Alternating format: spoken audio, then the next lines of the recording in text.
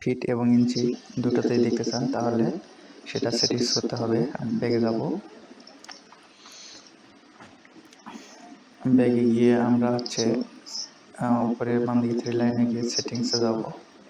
Settings থেকে measures থেকে ওই যে 1 নম্বরে আছে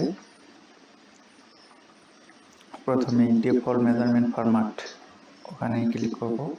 করার পর আমরা এই যে 3 নম্বরটা সিলেক্ট করে দেব, তাহলে আমাদের ফিট ইঞ্চি শো করবে। আমরা এখন ব্যাকে যাব, আবার নকশাটি ওপেন করব। করার পর এই যে এখানে আবার প্লাসে গিয়ে আমরা টানব ডাইমেনশন। এই যে দেখেন এখানে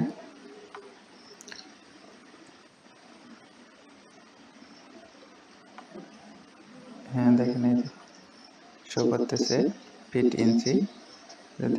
যদিও এখানে 98 ফিট 2 পয়েন্ট, তাহলে এটা 14 ফিট ধরা যায়। এই যে দেখেন এটাকে আমরা নিচে নিয়ে আসবো,